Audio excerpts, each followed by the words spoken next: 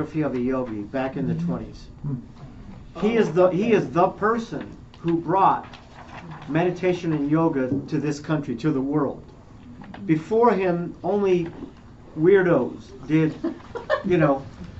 yoga or meditation, right? Where's he from? Where did he come Still from? do. From India. And one day, he was conscious in the womb. And one day when he was, I can't remember, 6 or 7 years old, he told his brother, he says, I want to let you know who I am, because his brother was an older brother, I think by a few years. And he said, you see that balloon way off in the distance? He goes, watch. And then he brought it to him. Okay? And one day his teacher, he, as a young man, he looked around for a great teacher. And one day he found, going down an alley, he stopped and was frozen by a guy, and the guy was his teacher. And when he walked up to him, he says, I've been waiting for you. Right? So after years of being with this teacher, finally one day the teacher said, when I was a young man, I was at a big festival of all these gurus and teachers and people. And Babaji, I walked into a house that was empty, and Babaji showed up. Does anybody know who Babaji is? No. Babaji is the man who lives forever. There's a few beings throughout different religious traditions who live forever, who walk the earth and do all these different things, right?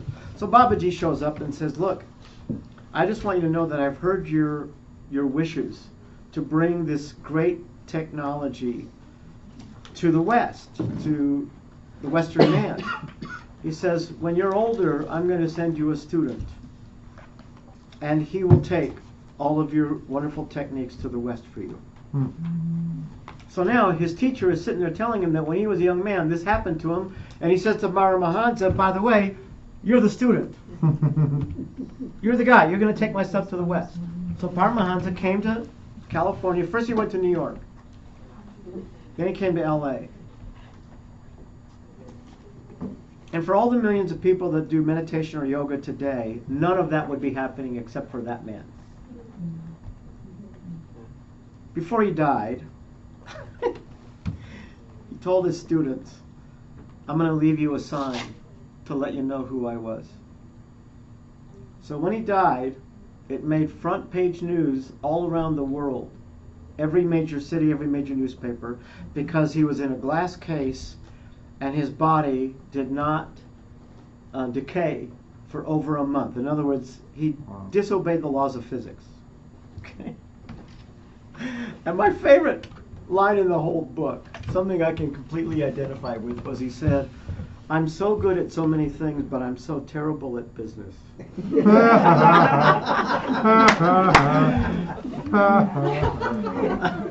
funny. So imagine a guy dressed up like a Swami, with a bandana and all that stuff on, talking to thousands of people at a time, telling them that God lives in your spine.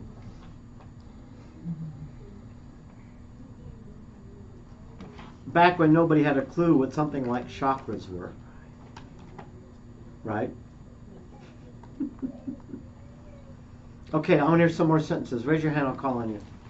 Okay, Kevin. This one follows the line, the kingdom of heaven is within you. I underline, it is possible not to be aware of this, and by not experiencing this simple truth, to miss out on being able to enjoy heaven. Yes. Yes. I resonate with that. Yeah. I'm not aware. Yeah. I think the last profound experience I had last summer when we were in the Yunas, I had this profound experience where I realized, because I was in this kind of heavenly state, and I realized that when you can actually be here, now, fully, you know that you're in heaven. There's no doubt. You're in heaven. Doesn't matter where you are, you're in heaven. And in that place you understand that all of God's blessings are coming to you 24/7, all the time. And the only way you miss out on those goodies, those blessings, the money and the love life and all the great stuff is because you're not in the now. You're in your static zone. You're in your fight and flight mind. You're not embracing whatever you're going through. Thank you. Acknowledge. Somebody else. Yeah. This one I actually have circled, but it's actually one that's the hardest. I don't get a lot of this. It's not getting in here because I don't think I play enough. In order to play, you must play. In order to be, you must start being. You must stop doing anything you don't consider play or being and start playing. Do what is true for you, what you really choose to do. Honestly, cannot get it, but I'm here to get it. Yeah, I got it. You got it. You almost got it. You're getting better, and everybody here is getting better. That's one of those eternal truths that is worth holding as a goal, and you don't beat yourself up for it. You just know that you want to get better at playing, because the more you learn how to play, the more you get better at everything. Play is the secret to being. That's one of the things I love about Magical Realms, is that the whole course is about what does it take to play? What does it mean to play? To be in your being. Well, when we did the chair thing the other day, when we had to get a chair, Yeah. it was, I was so in my stuff, and then they took me right out of it, and it was so fun. I loved it. Yeah. Yeah. That's a really good example. See, this quote comes from Magical Realms of the Sacred Self. What makes your heart truly sing? That's a really good question. You know, questions are essential. Questions are very important because every time somebody asks you a different question, your brain goes down a different tunnel. I tell my wife, don't ask me how your day was today. Ask me, what are you proud of today? That's a different question. That gives you a different response. You get what I'm saying? Mm-hmm. Question is, what makes your heart sing? I love it that Abraham Hicks, I think it was talking to somebody. No. Was it? I can't remember if it was her or if it was who's the lady that does the projection stuff? She made a whole career out of teaching people how to own their projections. Byron Katie. It was either Byron Katie or Abraham Hicks, but one of them, somebody says, well, how bad is it, on a scale of 1 to 100, how bad is it to eat sugar? I can't remember what the thing was, but it was something unhealthy, right? She said on a scale of 1 to 100, it's about a 5. Okay? But feeling guilty about it is a 95. So what makes your heart sing? What really makes your heart, really, woohoo! Out there, you know? That is what you want to focus on. You play in that. You shower yourself in that. You share it with others. You ask them for that. I'm not interested in conversations about most crap. All I want to hear about is what makes your heart sing. You want to go to dinner with me, have lunch with me? Talk about that. I don't give a shit about anything else. I really don't care. Tell me what makes your heart sing. That's what I want from you. This is the way to heaven, the sacred self and the true adventure. The true adventure. Focus on what makes your heart sing. Right now, right now, right now, right now.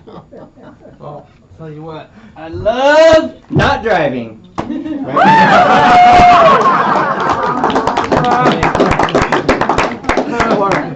I love when the trip is over and I don't have to drive anymore. Okay, I'll take a couple more and then we'll wrap this part up. Jamie. True self is the door to infinite self. To me, it's defined as we let go of all the crap society puts on us and stop believing it and learn the things that you're teaching us. Then we really see what's possible. Yeah, that's right. Absolutely. Acknowledge. Colin. I like choose into the activity or transform the activity. That's right. I need, like Gail, I need to learn how to do that. Yes, absolutely. You know, you remember from the relationships course how to generate enthusiasm, right? Sure. And you know, for new people who've just taken their first course, that's a pretty outrageous concept, and odds are they won't think about it again after the course, unless they've done some other workshops and they keep doing other stuff.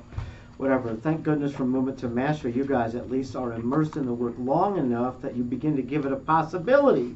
By the time you graduate, that inner work is a lifestyle. It's not a workshop. It's not a fix. It's not a cure. You know what I mean? It's just something that goes on and on. But, you know, like I think it was yesterday, and quite often I do this where I just play this game with myself, where I'm going to see how much of that day I can create better states.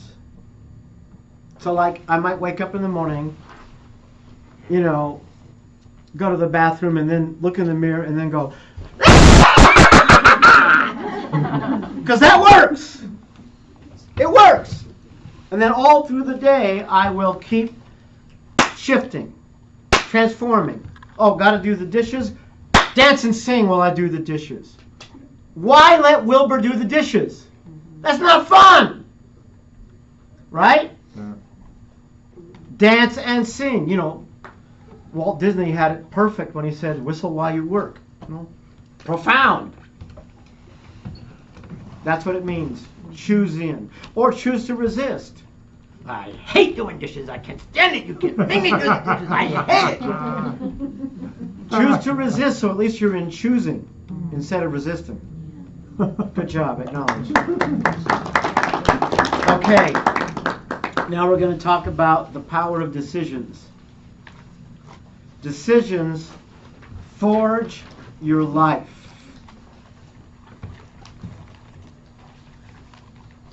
Decisions forge your life. Decisions forge the path to success or failure.